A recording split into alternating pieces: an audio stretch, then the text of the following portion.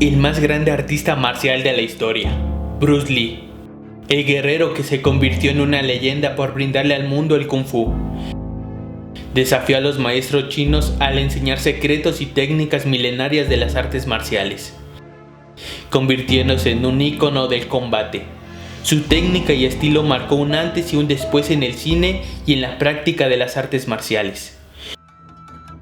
Su golpe de 1 pulgada ha pasado a la historia como uno de los golpes más brutales. Nombrado así porque desde 1 pulgada Lee podía causar daño e incluso derribar a sus oponentes. La vida de Bruce siempre estuvo llena de conflictos, pero gracias a su filosofía y concentración en su entrenamiento, pudo vencer obstáculos y convertirse en una leyenda. Creó un nuevo estilo de arte marcial llamado Jeet Kune Do, el cual integraba las técnicas de combate de defensa personal más efectivas. En conjunto con su filosofía de vida, el taoísmo tiene como idea central la relación del hombre con la naturaleza, la no resistencia. El hombre podía encontrar el éxito y la serenidad a través del fluir consigo mismo, siendo él y al mismo tiempo dejando de ser. De descendencia china, su nacimiento en Estados Unidos puede parecer una casualidad. Su padre, actor de películas de comedia, se encontraba en una gira presentando una ópera y pasaba por San Francisco cuando su madre dio a luz. Por disposición de la ley, cualquier niño nacido en Estados Unidos en esa época debía tener un nombre norteamericano. Así que su nombre completo fue Bruce Lee Jun-fan. Cuando tenía 3 meses, sus padres recibieron una carta donde les decían que no regresaran a Hong Kong, ya que estaba invadido por el ejército japonés tras la caída de Pearl Harbor. Pero decidieron regresar porque ahí estaban sus otros hijos y no podían abandonarlos. Se cuenta que Bruce corría al techo de su casa cuando escuchaba los aviones japoneses. Lanzaba golpes al aire simulando atacarlos. A los 8 años comenzó a estudiar un sistema de Kung Fu, Wing Chun, destacando en sus habilidades. De adolescente se vio involucrado en muchas peleas callejeras, incluso llegó a tener conflictos con la mafia china y su papá decidió mandarlo de vuelta a Estados Unidos para protegerlo y que consiguiera la nacionalidad estadounidense. Ahí vivió en casa de amigos de sus padres. Estudió filosofía en la Universidad de Washington en Seattle. También comenzó a dar clases de boxeo chino para pagar sus estudios y empezó a desarrollar su estilo en taekwondo. Tiempo después se casa con una de sus alumnas, Linda Emery, y ella lo impulsa a formar su primera escuela, Jun-fan Kung Fu Institute, destinada a dar clases profesionalmente. Esto disgustó a los maestros de la comunidad china, ya que lo consideraban como un acto desleal hacia la disciplina. Las artes marciales son la expresión sincera de uno mismo, es decir, para mí es sencillo dar un espectáculo y lucirme o ejecutar un movimiento llamativo, pero expresarme sinceramente, no mentirse a uno mismo, eso es algo muy complicado.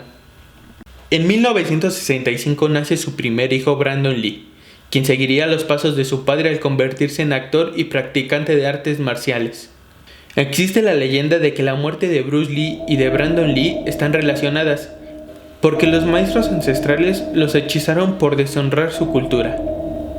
Impulsado por su esposa, acude a algunas audiciones en televisión y consigue un papel como coprotagonista de la serie The Green Hornet. Pasó de ser instructor de artes marciales a alguien que todo el mundo veía en Estados Unidos. Tras los otros fracasos de ser actor, se ofreció como coordinador de lucha en películas. En un entrenamiento sufrió una lesión en la espalda.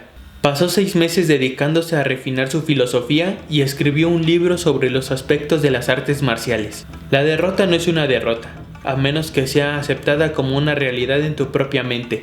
Los médicos le dijeron que jamás podría volver a entrenar. Decidido a demostrar lo contrario, se sometió a un exhaustivo entrenamiento donde recobró la movilidad y convirtió ese obstáculo en un peldaño de su carrera. De vuelta a Hollywood, colaboró en el guión de la serie Longstreet y obtuvo un papel fijo. Ese mismo año obtuvo una invitación por parte de la productora Golden Hearts para hacer su primera película, The Big Boss. Fue rodada en Tailandia en condiciones infrahumanas. A veces se tenían que ir del set por la cantidad de cucarachas que había.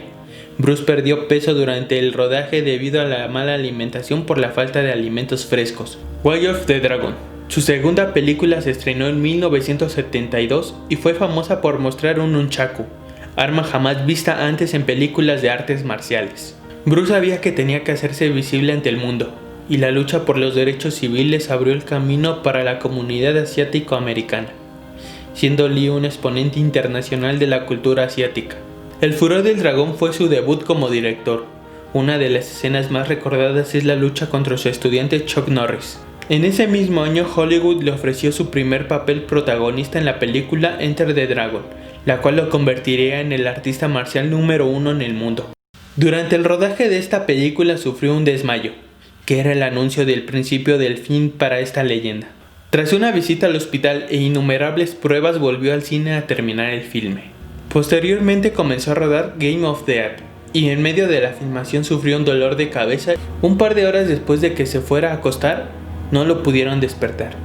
Finalmente, el 20 de julio de 1973, a los 32 años de edad, moriría Bruce Lee, el maestro de las artes marciales.